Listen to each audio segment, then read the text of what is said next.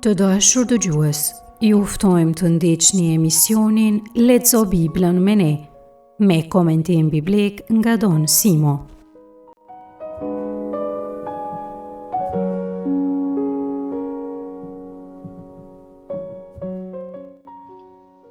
Te takimi I sotshëm Lexo Biblën me ne, do të lexojmë pjesë nga libri Zanafillës, kapitujt 3 deri në 4. Do t'i themi disa fjalë edhe mbi gjenealogji që gjenden te kapitulli 5. Leximin e tekstit do ta bëj Luisa Dushaj nga Gjakova. Një katekezë mbi këtë tekst do ta ofroj Gasper Marku nga Vlora. Nga libri I Zanafillës, kapitulli 3, rishtat 1 deri në 5. Ndër të gjitha egërsirat e fushës që Zoti hyi krijoi, Gjarpri ishte më dinaku. Ky I tha gruas, vërtet hyi ju urdhroi që të mos hani prej asnjë peme të kopshtit? Gruaja ju përgjigj, ne I ham frutat e pemëve që janë në kopsht, por se për frytin e pemës që është në mes të kopshtit, hyi na urdhroi të mos e ham as të mos e prekim që të mos vdesim. Por se Gjarpri I tha gruas, nuk do të vdesni asesi.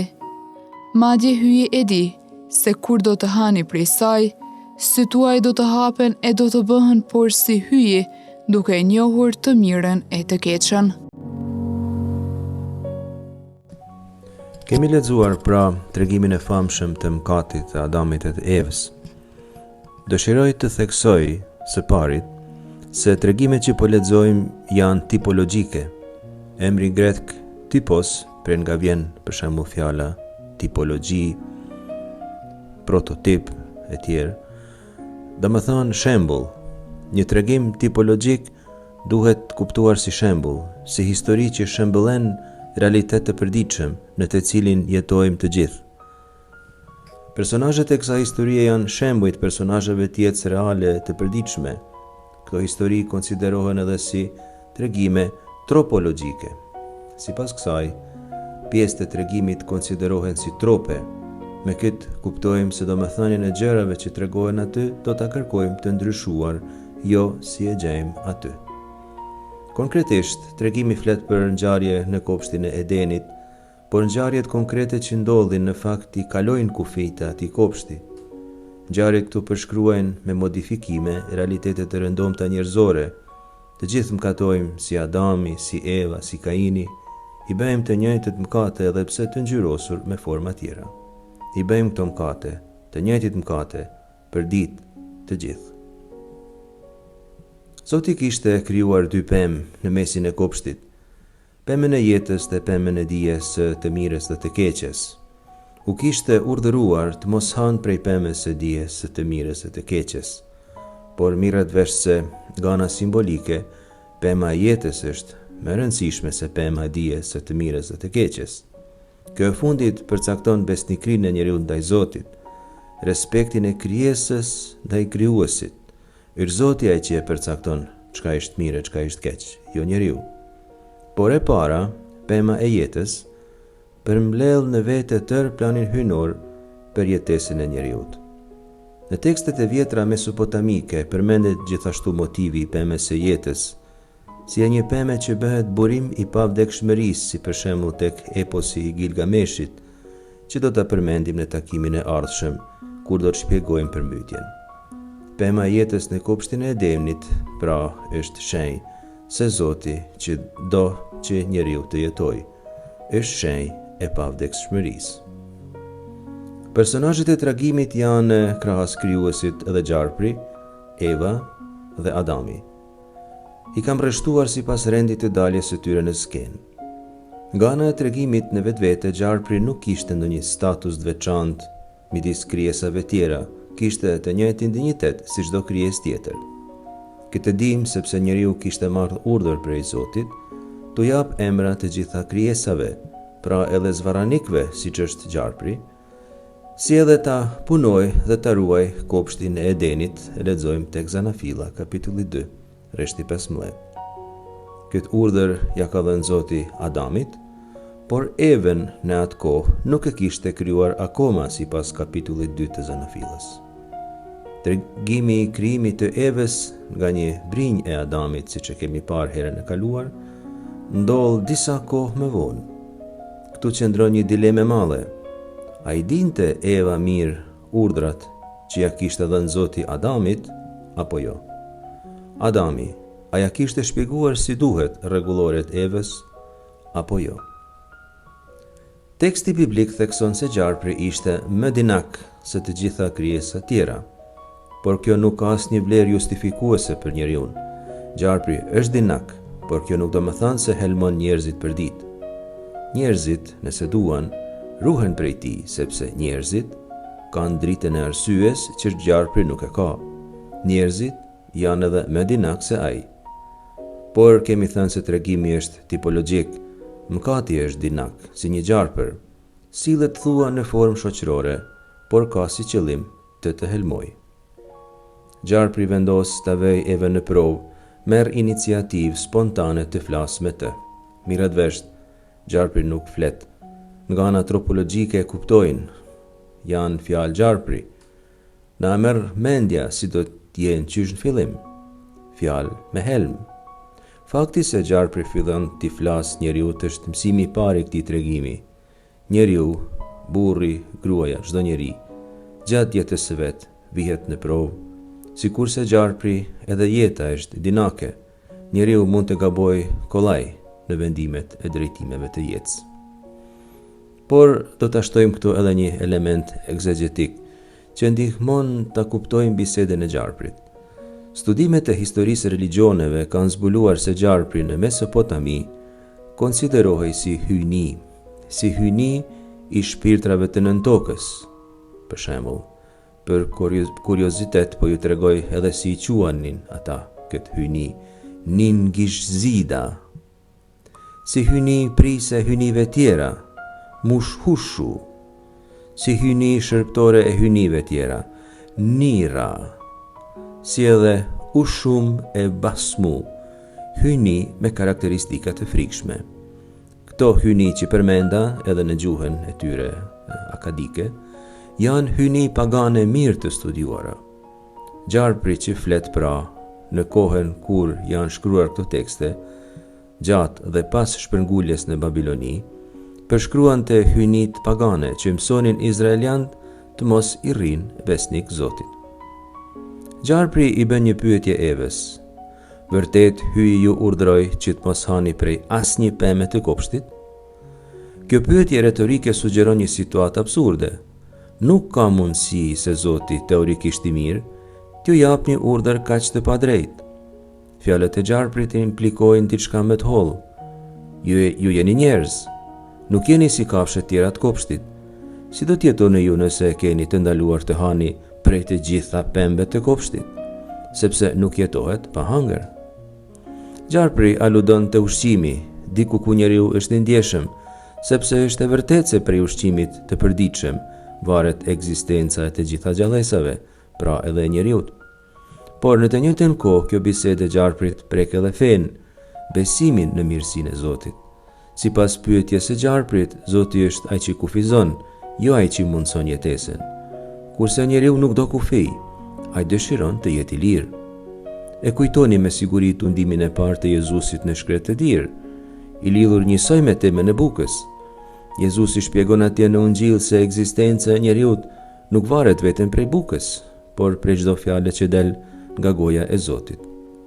Kjo gjë që thot Jezusi në Ungjil gjen vërtetim tek Zanafila. Zoti i kishte thënë Adamit, hap prej çdo pemë të kopshtit, por se prej pemës së dijes të mirës dhe të keqes, ruaj se ha, sepse atë ditë që ke për të ngrënë, prej saj do të vdesësh. Eva i përgjigjet gjarprit kështu. Ne i ham frutat e pembe që janë në kopsht, por se për frytin e pemës që është në midis të kopshtit, hyjina urdhroi mos e ham as mos e prekim që të mos vdesim. Ajo mundohet në të veten t'i dalë Zotit, mundohet të dëshmoj se Zoti është i mirë. Por raportin me Zotin ajo e kishte akoma shumë fillestar, sepse duke u përgjigjur, bën disa gabime prej të cilëve po veçojmë 3. I pari dhe më kryesori, prej të cilit lindin të gjithë tjerët me vonë, është se i përgjigjet gjarprit ndo pak. Ajo duhet i thoshte ti e gjarpër dhe këto tema unë nuk i diskutoj me ty. Zoti na ka krijuar dhe nëse ka nevojë, unë me këto çështje do të sqarohem me Zotin. Nëse diçka nuk do të kuptoj, do ta bisedoj me burrin tim. Pra do të kem një raport personal me Zotin dhe do të kërkoj ndihmë prej tjerëve. Gabimi i dytë i Evës është ky. Eva vendosi ta zgjidhë e vetë me këtë sfidë. Është gjë e rrezikshme kjo. Njeriu kemi thënë nuk është mirë për asnjë arsye të jetë vetëm, aq më pak përballë sfidave që prekin thellësinë e shpirtit. Gabimi i tretë i Evës është se shton diçka në urdhrin e Zotit. Ajo thotë se Zoti ka urdhëruar, po citoj edhe një herë, as të mos e ham, as të mos e prekim. Mirë po pemën e dijes së të mirës së të keqes, Zoti nuk kishte urdhëruar asnjëherë të mos e prekin, kishte urdhëruar vetëm të mos e hanë. Shtrembrimi i fjalës së Zotit është gjë e rrezikshme, do ta shohim, qoftë edhe me qëllime të mira, qoftë edhe me padije. Bëhet profeci e rreme, shumë e dënueshme prej profetëve.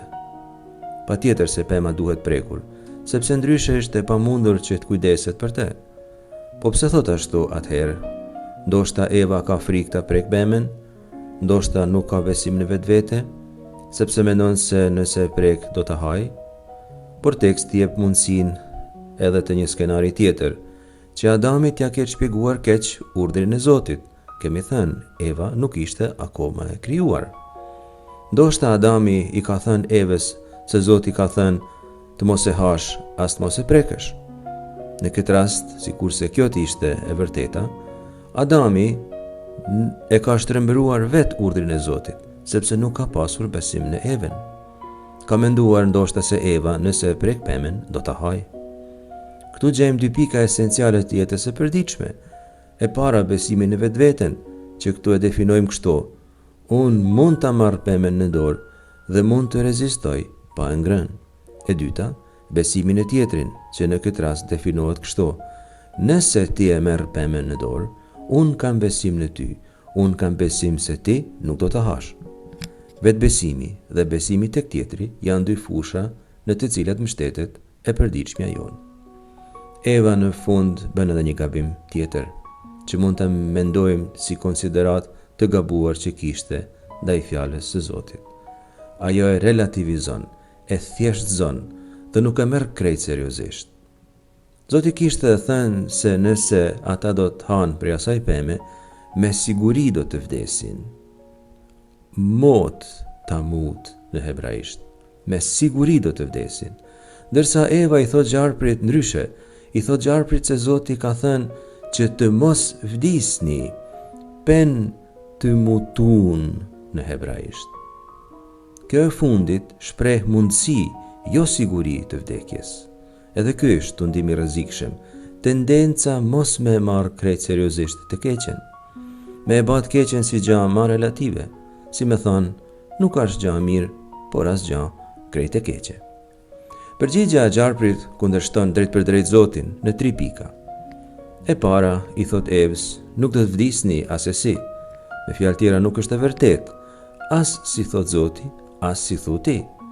Ai sugjeron tërthorazi se Zoti ka rrejt kur ka thënë se do të vdisni. Mesazhi thelbësor është se fjala e Zotit është e gabuar dhe s'ja vlen të dëgjohet. E dyta i thot Evës, Zoti e di se kur do të hani prej saj, sytë tuaj do të hapen, dhe e treta, do të bëheni por si hyji. Zoti e di, por nuk ju tregon. Nuk është krejt i mirë si duket. Sytë tuaj do të hapen, kjo sugjeron se sytë i keni të mbyllur. Se Zoti qëllimisht nuk ju ka krijuar si duhet, ju ka krijuar sy mbyll, se përndryshe do të bëheshit por si hyji. Zoti pra nuk do konkurrencë, është xheloz për pushtetin e vet. Nuk do askën sikurse vetveten. Janë të gjitha projektime që gjarpri bën duke u nisur prej vetvetes dihet. Gjarpri i jep Evës mësimin më të gabuar të historisë njerëzore, se Zoti i ka krijuar pa dinjitet hyjnor. Kjo nuk është askund e vërtet, sepse Shkrimi i Shenjtë thotë se Zoti ka krijuar njeriun në imazhin dhe në shembëltyrën e vet, e kemi parë. Prandaj Gjarpri sugjeron që njeriu të mëkatojë, sepse do ta ketë për të mirën e tij. U thotë ta sfidojnë Zotin dhe ta rikuperojnë prej vetvetes dinjitetin hyjnor. Kjo u përngjet mjaft të ndihmeve të dytë dhe të tretë të Jezusit në shkretir, por në këtë temë do të kthejmë përsëri. Le të vërehet se Adami nuk është i pranishëm në këtë bisedë, përkundrazi është i përjashtuar nga ajo. Mirë po të dy, edhe Gjarpri edhe Eva flasin në shumës. Në bisedë përfshin edhe Adamin pa lejen e tij, pa dëshirën e tij, pa vullnetin e tij. Nga ana teologjike çfarë mund të themi si përfundim? Natyra e tundimit i përshtatet përvojës njerëzore. E para, dyshimi në fjalën e Zotit, mungesa e fesë. E dyta, mohimi i pasojave të mëkatit ose relativizimi i tyre. E treta, dëshira me u bën si Zoti, me e prek qiellin me dorë.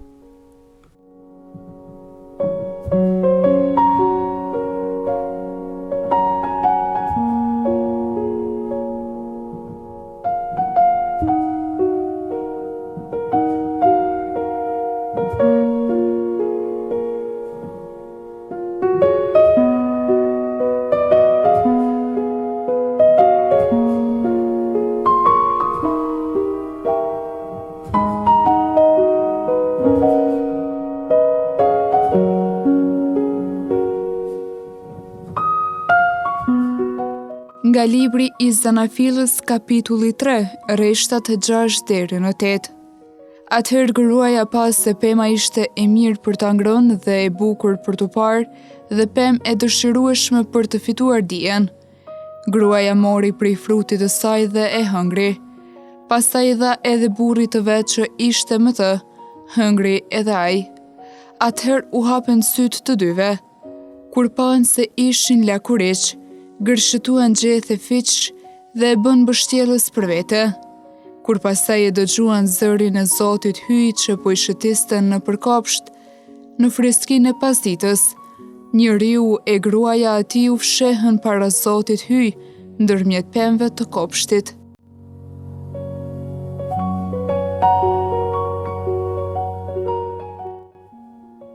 Te këto rreshta hasim përgjigjen e njeriut. Tundimi e sjell njeriun para një zgjedhjeje. Ai duhet të zgjidhë Zotin gjithmonë, por nuk është gjithmonë e lehtë.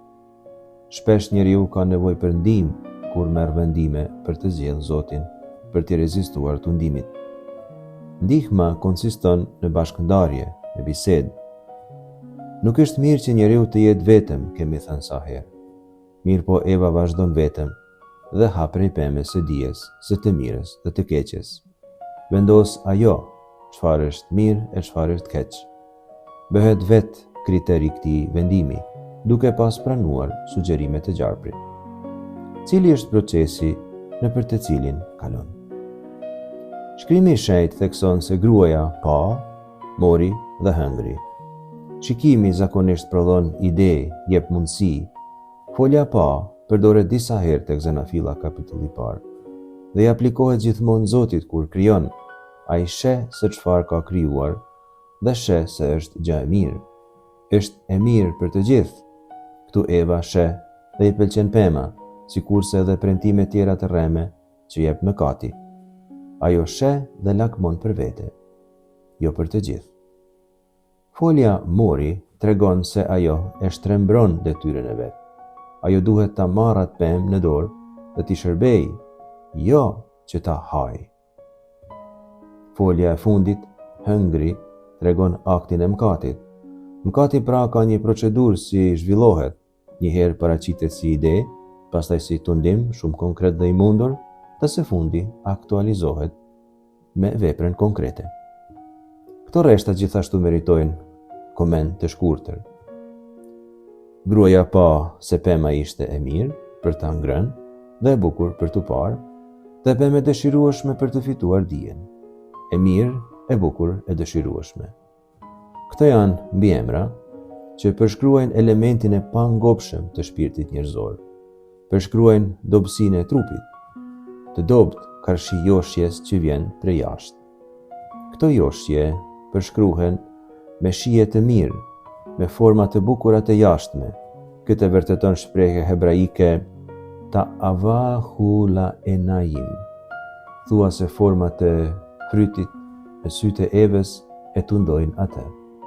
Eva jep pa menduar dhe pa diskutuar edhe Adamit, i cili pa menduar dhe pa diskutuar ha prej frytit të ndaluar. Është diskutuar shumë për domethënien e kësaj ngrënie të Adamit. Shtanë se ndoshta ka ngrënë sepse i ka besuar Evës, që përjashtohet si mundësi. Një gjë është evidente që del prej tregimit, midis Adamit dhe Evës nuk ka dialog, nuk ka raport shpirtëror, jetojnë bashkë, por nuk bashkëndajnë. Fillojnë të kuptojnë se ka nevojë për ndihmën e njëri tjetrit kur është tepër vonë, kur kuptojnë se janë lakuriç. E dim si vazhdon tregimi, kur Zoti zbulon mëkatin, ata fillojnë të shkarkojnë fajin të tjetër kush. Asnjëri s'pranon përgjegjësinë e vet. Eva i ve faj gjarprit, por e dim se gjarpri si ka asnjë faj. Ai thjesht i ka bërë disa pyetje dhe ka dhënë disa konsiderata. Nëse këto ja kanë mbushur mendjen Evës, ky nuk është faj i gjarprit. Adamit i ka faj Eva, thuaj se ajo ja dha për dhuni. Ai kishte mundësi ta refuzoj. Adamit një fije i ka faj edhe Zoti, sepse thot gruaja që ti ma dha. Prandaj faji sipas Adamit ndahet për gjys. Pak e ka fajin Zoti se ka krijuar Evën, pak e ka fajin Eva se ja ka dhënë frytin, prandaj ai nuk ka faj.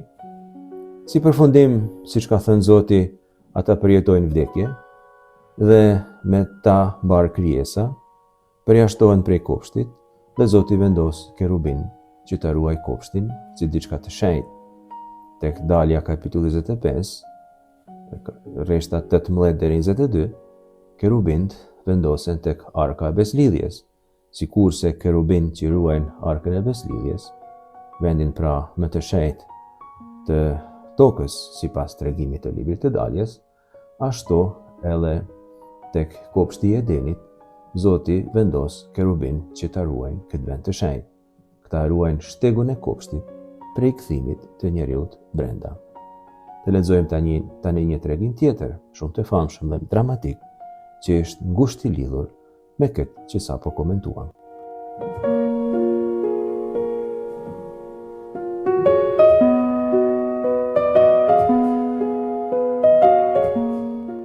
Nga libri i Zanafilës, kapitulli 4, rreshtat 1 deri në 7. Njeriu e njohi Evën, gruan e vet. Ajo ngjizi dhe lindi Kainin e tha: "Pri Zotit e fitova një njeri." Pastaj lindi Abelin, vëllain e tij. Abeli ishte baridelësh, kurse Kaini bujk. Pas disa kohësh, Kaini kushtoi Zotit fli pri fryteve të tokës. Po ashtu, edhe Abeli kushtoi prej të parlindurve të grigjës së vet bashkë me dhjamin e tyre. Zoti e pëlqeu Abelin dhe flinë e tij, kurse as Kainin e as flinë e tij se pëlqeu fare. Kaini u zemrua për së tepërmi dhe u qartë në fytyrë. Zoti i tha: "Përse je zemruar dhe rri kokulur? Sepse nëse vepron mirë, a nuk do ta mbash kokën lart? E po s'veprove mirë, në prit të dera ke mëkatin, ai të lakmon ty, por se ti duhet ta mbizotrosh."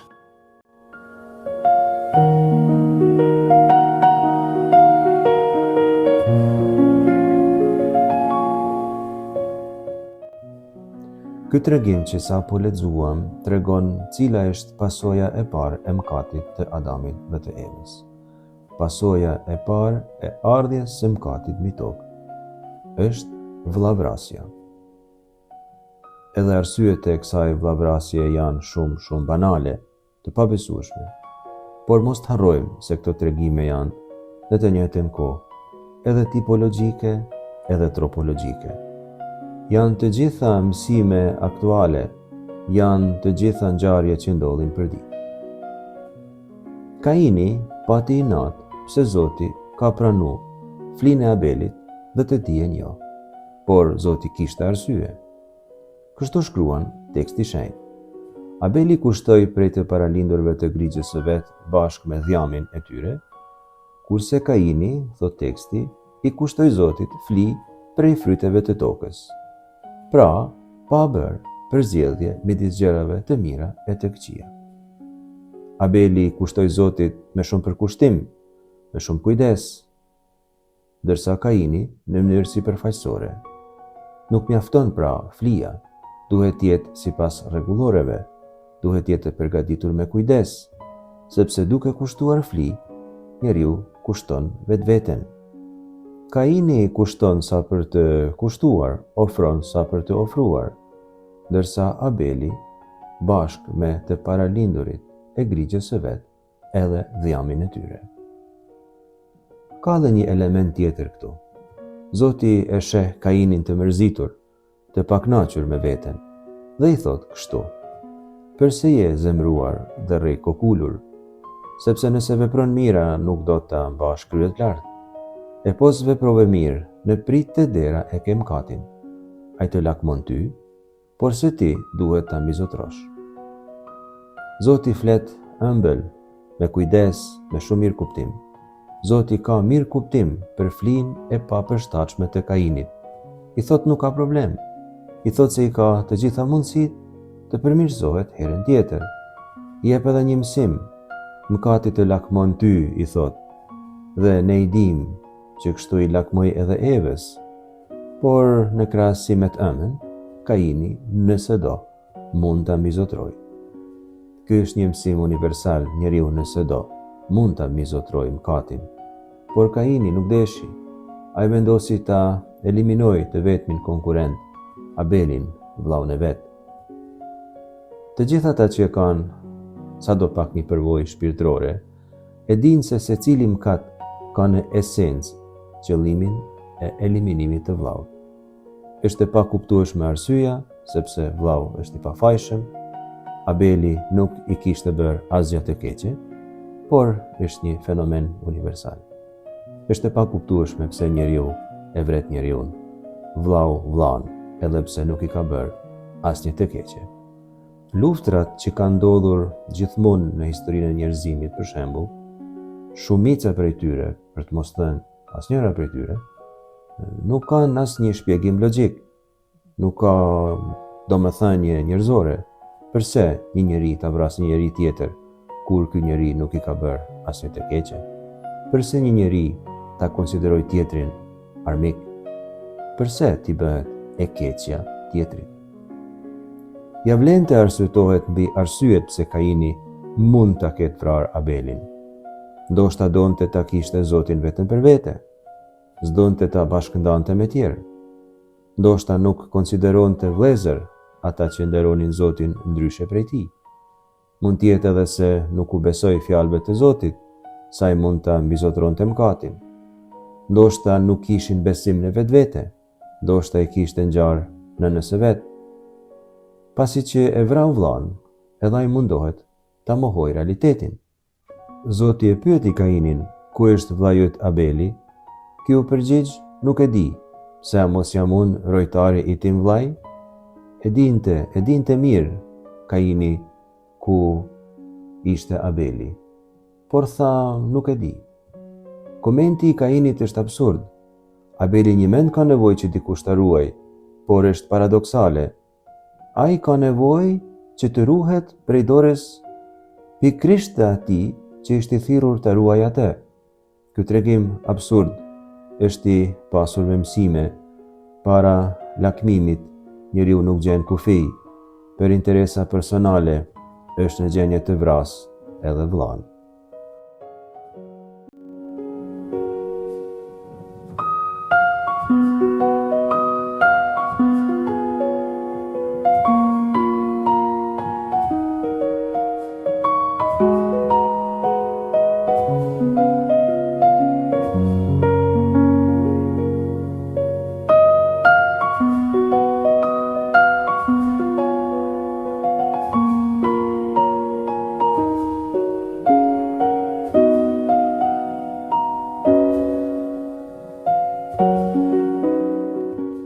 Nga libri i Zanafilës, kapitulli 4, Reshtat 8-15.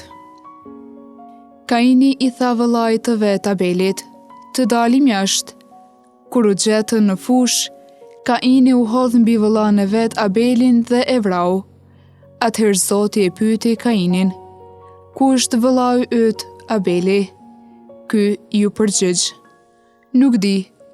Pse, a mos jam unë urojtari i tim vëllai? Zoti tha, po çka bëre?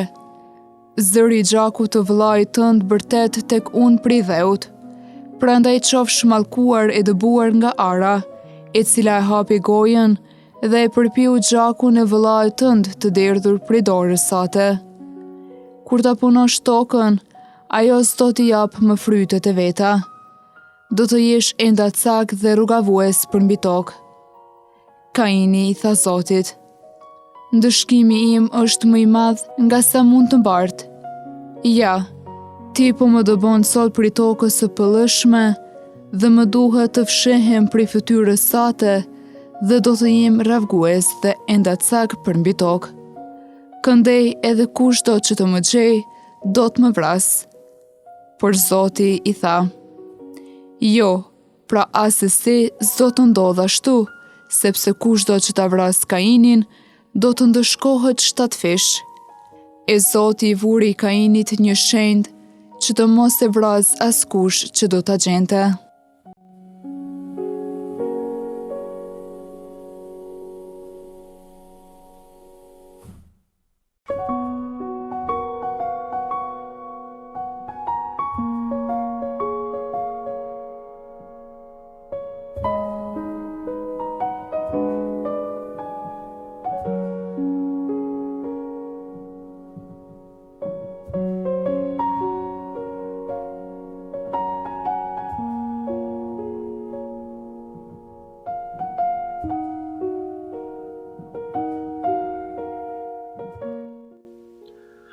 Në këto rreshta vazhdojmë të zbulojmë dinamika konkrete me Kati.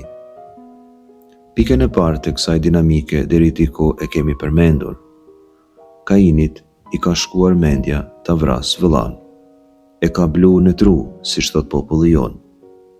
Dhe nuk i ka konsideruar as pak mësimet e Zotit, qërtimet e tija. Një ditë të caktuar, vazhdon të bëj sipas mendjes së vet.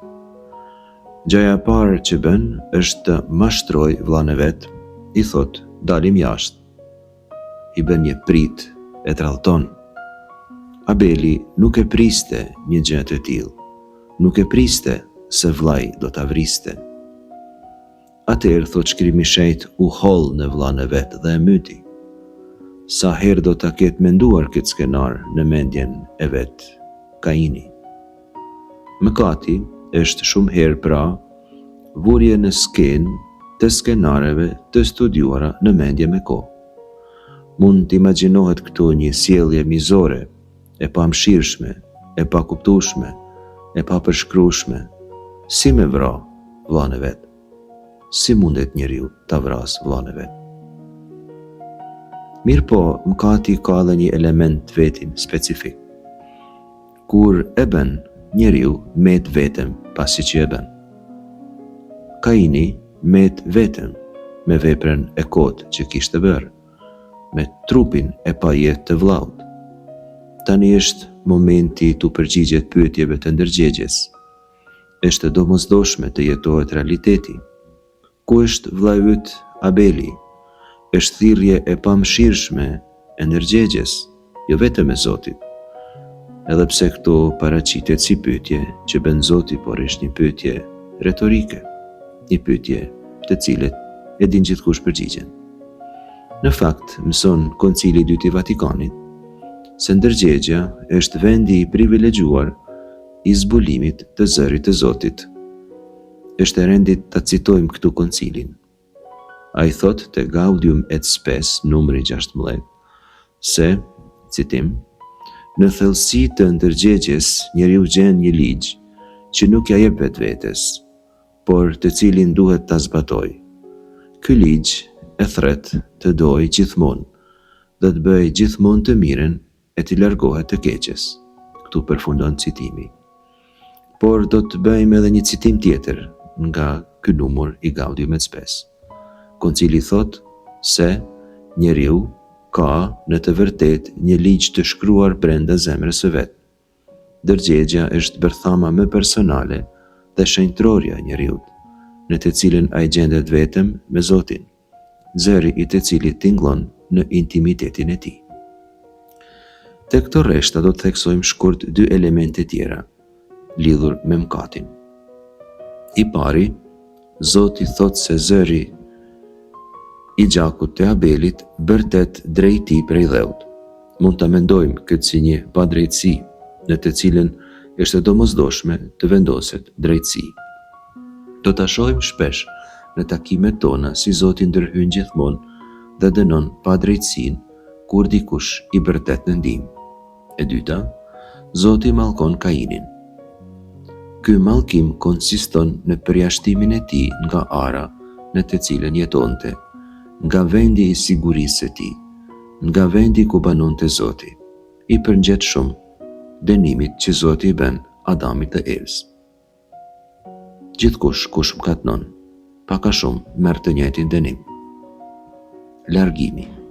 Së treti, Kaini i lutet Zotit t'ia shpëtoj jetën, sepse e di se ka jetën në rrezik, e di se në çfarë bote po shkon, e di në çfarë bote jeton, e di pjesë e cilës botë është ai, e di dinamikat dhe mësimet e cilës botë i ka pranuar edhe ai vetë. E ka jetën në rrezik sepse kishte mëkatuar, ashtu sikur se kishte vrarë ai Abelin, edhe Kainin mund të vras do një vlla tjetër, do një vlla i tij. E këtu nuk e kam fjalen pa tjetër për ndo një djalë tjetër të Adamit dhe të Evës, por për secili njeri. Kushto mund të vriste Kainin. Tani Kaini e ka kuptuar seriozisht mësimin që kishte marrë prej nënës së vet, që as nëna vet aso kohë nuk e kishte kuptuar në kohën e vet se nëse njeriu mëkatnon do të vdes. Rrezikon vdekjen secili njeri, secilën herë që mëkaton. Prandaj Zoti i vuri Kainit një shenjë që tregon se Kaini është i Zotit dhe se ai duhet të jetojë. Kaini ka mëkatuar dhe këtë ai do ta rekuperojë, por jo nëpërmjet hakmarrjes. Rekuperimi i njeriut nuk bëhet duke ju hakmarrur. Rekuperimi i njeriut bëhet duke falur, duke e ndihmuar që të përmirësoj. Njeriu rekuperohet vetëm fal marrëdhënies së vet me Zotin. Sepse secili njeri është krijesë e Zotit. Secili njeri është bir e Zotit. Te kapitulli 5 gjejmë disa genealogji, do t'i themi disa gjëra shkurtimisht edhe për këtë kapitull. Një shkollë letrare teologjike e rëndësishme e shekullit 6-5 para Krishtit, që ka prodhuar mjaft tekste të pesëlibërshit që quhet Priester Codex ose Priester Schrift, kështu quhet kjo shkollë teologjike e asaj kohe. Ka zakon të filloj seksione letrare duke paraqitur genealogji. Kjo është e para që shkruan tek vepra e tij, e para një fije e gjatë, sepse nuk është hera parë që e përmend fjalën genealogji tek tregimi i Zanafilës, fjala Toledot dera dhe përpara, por kjo është çështje tjetër. Ajo që gjejmë këtu të veçantë duhet të kuptohet brenda kontekstit. Mëkati ka hyrë në botë dhe bashkë me mëkatin dhuna. Njeriu nuk i rri Zotit besnik nga një aspekt fetar, ndërsa tjetrin nuk e konsideron vëlla nga një aspekt shoqëror. Në këto kushte genealogjit tregojnë se njerëzimi është nisur drejt shuarjes. Këtë mesazh genealogjit e japin përmes numrave, sikur se thamë. Do t'i shikojmë shkurtimisht këto numra, janë të gjithë të hiperbolizuar. Njerëzit jetojnë mbi 900 vite, por se Adami për shembull ka jetuar 930 vjet, nuk do të thonë se ai një men ka jetuar 930 vjet. 930 vjet thjesht do të thotë se ai ka jetuar shumë. Adami thuhet aty se jetoi 930 vjet, Seti 912, Enoshi 905, Kainani 910, Malaleeli 895, tani disa po I ka përcejmë, por jemi në 900, Lameku 777, kurse vitet e Nuehut që përmenden janë 500. Vitet pra shkojnë në zvoglim. Kjo I shenjë se ka nevojë që Zoti të ndërhyjë, për ndryshe njerëzimi është nisur drejt shuarjes. Ndërhyrja e parë që Zoti bën është nëpërmjet përmbytjes. Këtë do ta lexojmë herën e ardhshme.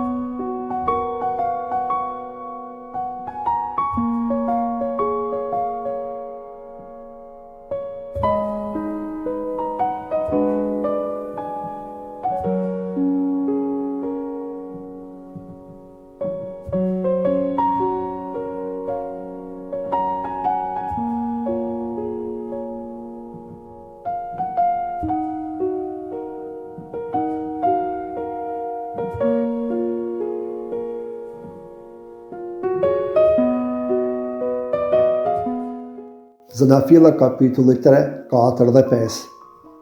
Kapitulli 3 dhe 4 të regojnë se si mëkati hyri në botë dhe si përhapet, por njëkohësisht edhe se si hiri hyjit nuk rresht se vepruari.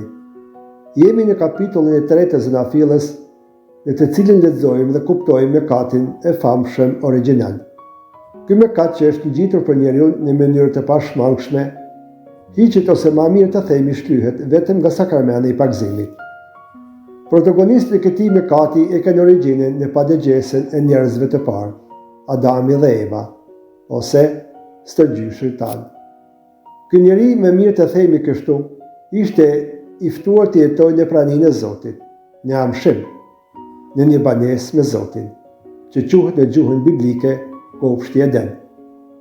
Zoti hyi nga dashuria krijoi njeriu, në përgjithësimin e tij dhe I dha zotësinë të sundojë mbi të gjitha kafshët dhe gjallësit e tjera.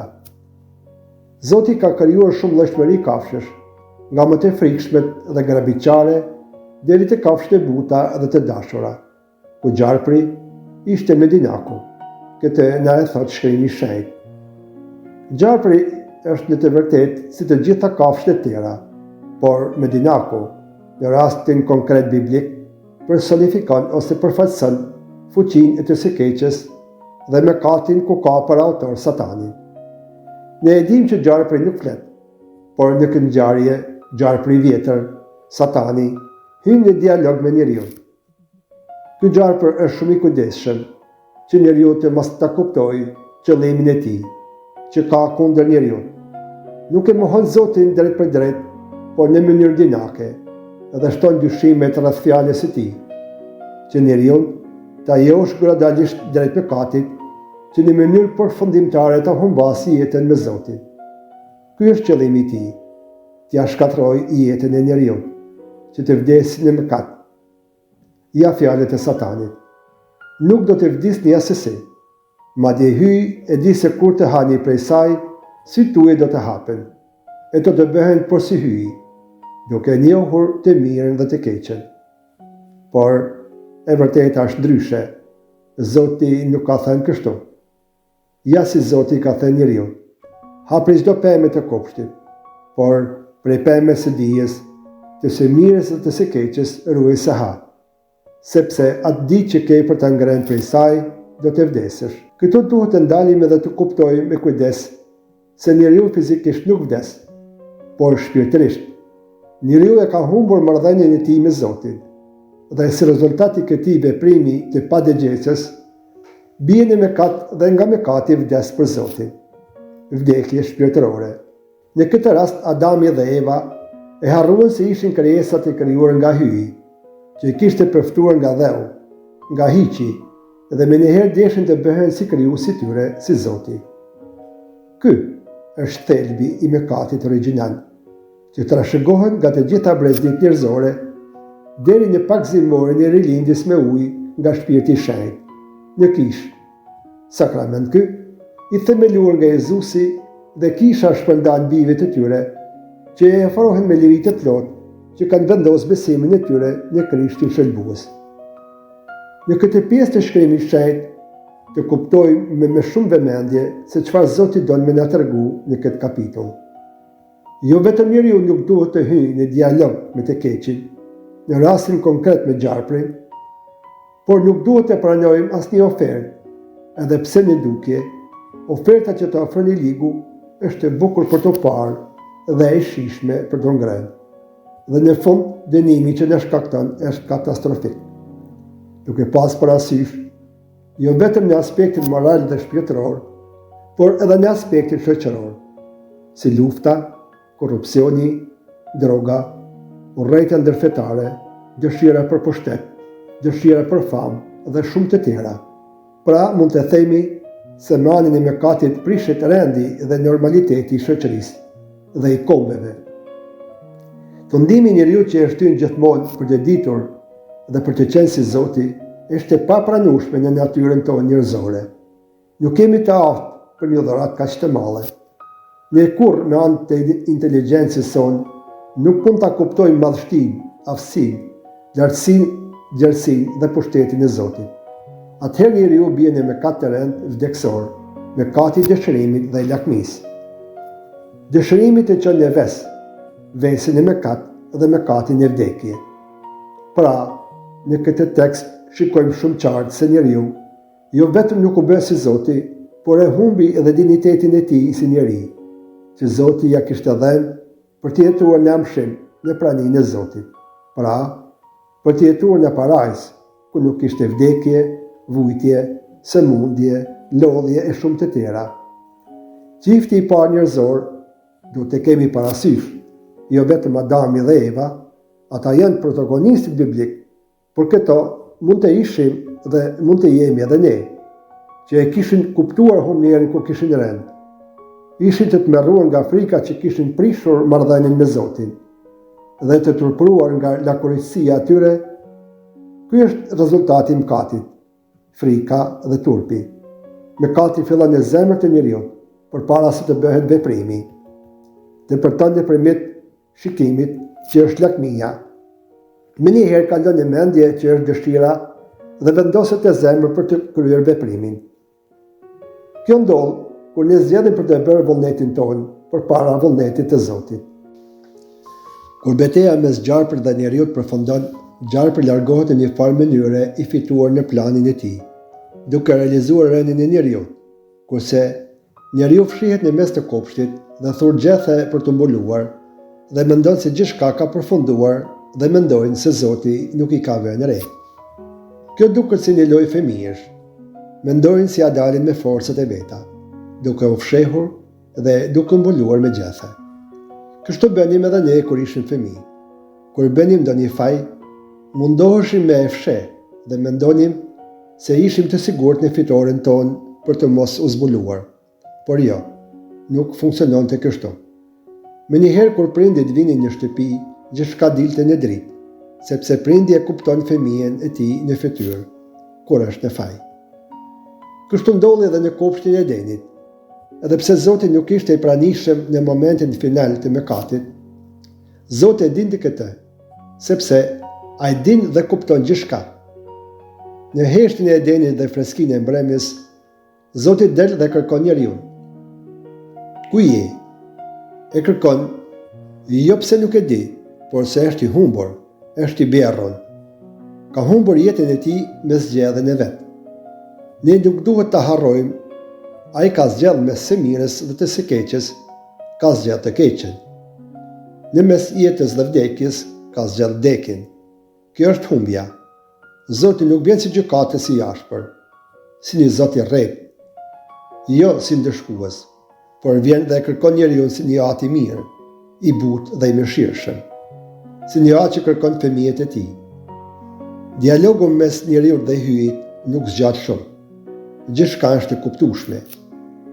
Njeriu është i bjerrur në mëkat, si rezultat i mëkatit fillojnë dhe fajsojnë njëri tjetrin. Nuk pendohen për çfarë kanë bërë dhe nuk marrin përgjegjësi mbi çfarë ka ndodhur. Hedhin akuza dhe duan që të mbrohen të drejtën e tyre.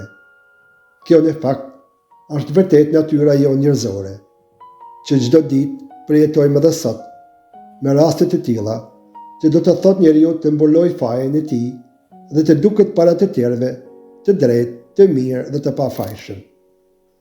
Por, para Zotit nuk mund dhe nuk funksionon kështu, një gjë e tillë. Mëkati e shkatron marrëdhënien me hyjin, me tjetrin dhe me vetveten. Hyji si gjykatës i drejtë dhe i mëshirshëm nuk e dënon njeriu edhe pse e meriton, se ka shpërdoruar dashurinë e Zotit dhe ai si ati mirë e pranon lirinë e njeriu. Pranon zgjedhjen e tij, të jetojnë si don ai dhe në mëkatin e tij. Në fakt në dukje veprimi i hyjit na duket si ndëshkim, si dënim. Jo, në realitet është një respekt. Zoti respekton lirinë tonë, zgjedhjen e njeriu. Ne e dimë se Zoti është i shenjtë, i drejtë pas një tëmet. Është krejt dashuri. Nuk e pranon dhe nuk bashkëpunon me mëkatin. Kështu Zoti hyj, ja parashtron njeriu disa rregulla dhe kushte, që njeriu të mos vdes për të jetojë, por jo në praninë e tij, por e hedhur jashtë në botë, ku ai kishte zgjedhur me lirinë e tij të plotë, duke luftuar përmes mbijetesën e vet. Pasojat me të vërtetë janë të rënda. Njeriu do t'i përballojë në jetën e tij me sfida të ndryshme. E para, vuajtja e njeriu, që është pjesë e përditshmërisë së tij, sëmundje dhe dhimbje. Do të vuash nga dhimbjet e lindjes. E dyta, puna dhe lodhja. Me djersën e ballit do të punosh tokën dhe me frytet e saj do të ushqehesh. E treta, vdekja, që njeriu të mos jetojë përgjithmonë në kushtet ku njeriu ndodhet në mes të këtyre vështirësive dhe luftës së vazhdueshme që ka me të keqin, mëkatin, nuk mund të jetojë gjatë. Është më mirë të vdes se sa të jetojë në peshën e mëkatit dhe të vuajtjes. Kështu hyj e rregullon këtë marrëdhënie me njeriu dhe vendos në derën e Parrizit serafinët dhe kerubinet me shpata flakëruese të mos ngallnin dyert e ferrit mbi të. Zoti nuk i lan duart dhe ta heq vëmendjen nga njeriu. Përkundrazi, kujdeset dhe i mbikëqyr çdo veprim të tij, i jep premtimin e shëlbimit, nuk e braktis, por ja kujton. Biri i njeriu do t'ja shtyp kokën gjarprit, pasardhësi yt. Ky është premtimi. Pasardhësi që është Krishti, është ai që shkatron mëkatin, që njeriu ta rifitojë jetën përsëri me Zotin që ka humbur nga padëgjesa. Zanafilla, kapitulli 4. Kaini dhe Abeli.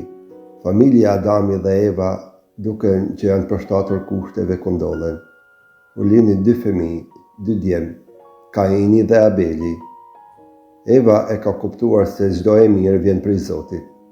Falënderon Zotin për dhuratën e jetës. Kaini ishte bujk kurse Abeli bari dhensh. Të dy përgatiten për Zotin dhuratat e tyre. Kaini nga frytet e para të tokës dhe Abeli nga frytet e para të paralindërve të grigjës së tij. Zotit i pëlqeu më shumë dhurata Abelit se dhurata Kainit. Abeli gjen mënyrën për t'u afruar Zotit, dhuruar dhuratën me të mirë dhe me zemër të pastër. Dhe për këtë Zotit i pëlqeu shumë, kurse dhurata Kainit dhe as Kaini nuk i pëlqyen Zotit. Zoti nuk ka nevojë për dhuratat tona. Ai nuk ushqehet me prodhimin e duarve tona, por ai don zemrën tonë, don vendin e parë në zemrën e njeriu. Për këtë i pëlqeu dhurata Abelit, se Abeli nuk e kishte zemrën e tij të lidhur me pasurinë, me gjërat materiale. Në zemrën e Abelit ishte më shumë dashuria dhe respekti për Zotin. Por Zoti për Abelin kishte vendin e parë në jetën dhe zemrën e tij. Zoti që njeh zemrën e njeriu nuk e pëlqen dhuratën e Kainit, sepse zemra e tij ishte e mbushur jo me Zotin, por me vetvetin e tij, me krenari. Çfarë i ofron Kaini i ofron pa dashuri. Ky është ndryshimi. Zoti shikon zemrën e njeriut e jo dhuratën. Zoti si gjykatës i drejtë dhe i paanshëm thot të vërtetën, se i pëlqen më shumë dhurata e Abelit se e Kainit.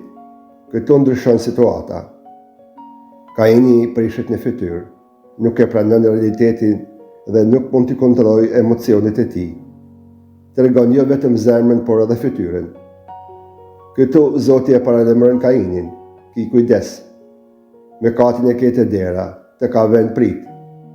Por Kaini nuk pati kujdes nga këshillat e Zotit, por u sul me brak mbi vëllain e tij dhe e vrau në fushë. Ishte mëkati i zilisë dhe i lakmisë, që ja prishi zemrën Kainit dhe e vrau vëllain e vet. Mëkati nuk është i pashmangshëm. Njeriu mund ta asundojë atë.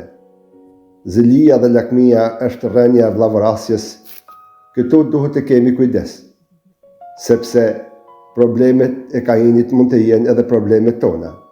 Mëkatin e keni të dera zemrës sonë. Ne duhet të kontrollojmë dhe të menaxhojmë emocionet e zemrës.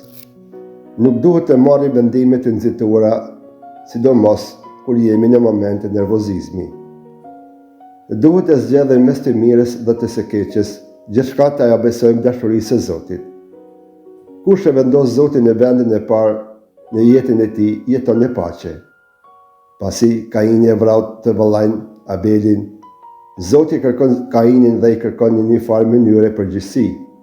Ku është vëllai yt? Zëri i gjakut të vëllait tënd klihte unë.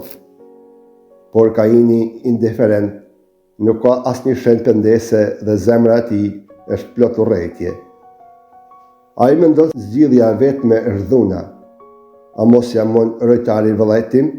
Kjo pyetje është aktuale edhe sot. A jam unë përgjegjës për vëllain tim, për të afërmin tim, për atë që është në nevojë, për situatën dhe problemet që ka sot shoqëria, dhe për të gjitha këto duhet të reflektojmë. Indiferenca, dhuna dhe mospërgjegjësia janë kudo të pranishme dhe shumë mendojnë se dhuna është zgjidhja vetë. Kjo është fatkeqësia e njeriu kur është pa Zotin. Edhe pse Kaini ndërshkohet për vrasjen e vëllait të vet, por mëshira e Zotit është më e fortë se dënimi. Hyj e mbron Kainin, nuk do ta vras askush. I vendos një shenjë dalluese që do të thotë: edhe ky, pse mëkatar është biri i hyjit. Zoti nuk e braktis mëkatarin, por mëkatin. Zanafilla 5. Genealogjia dhe vdekja. Në këtë kapitull kemi shumë emra dhe shumë brezni. Këta janë njerëz që kanë bërë ose kanë shkruar historinë e shërbimit. Edhe pse njeriu është mëkatar, Zoti vepron dhe bashkëpunon me njeriu dhe e bën këtë histori ku secili prej nesh ka një histori. Edhe pse Bibla është e plotë dhe e përsosur se është fjala e Zotit, nuk ka askush mundësi që t'i hiqet ose t'i shtohet as edhe një presje. Por Zoti edhe me ne e ban historinë për shëlbimin dhe shpëtimin e njeriut. Për çdo person në këtë kapitull na tregon jetëgjatësinë, por edhe vdiq. Përsëritja e kësaj fraze tregohet realitetin e vdekjes së njeriut si pasojë e mëkatit. Historia njerëzore është shënuar nga vdekja. Edhe pse në këtë kohë në të cilin flet ky kapitull, këta persona kanë një gjatësi shumë më të madhe në krahasim me njerëzit e tjerë pasardhës. Por, megjithatë, të gjithë vdiqen. Aq më afër fillimit të njerëzimit, aq më shumë jetojnë njerëzit. Jetëzatësia është shenja e afërsisë së njeriu me hyjin. Sa më shumë të largohet njeriu nga hyji, aq më shumë shkurtohet jeta. Mëkati nuk sjell vetëm vdekje shpirtërore, por edhe prishin e krijimit. Henoku na jepet se një person si shenjë shpresës. Ai eci gjithë jetën e tij në rrugën e Zotit dhe nuk u pa më, e mori hyj. Këtu na jepet shenja e shpëtimit dhe shpresës për jetën e pasosur. Mesazhi teologjik i kapitulleve 3 deri në 5. Mëkati është zgjedhje jo fat. Mëkati prish gjithçka, por nuk e shuan dashurinë e hyjit. Dhuna ndaj vëllait është pasojë e largimit nga hyji. Vdekja hyn në histori, por nuk është fjala e fundit. Hyji përgatit shpëtimin që nga krijimi.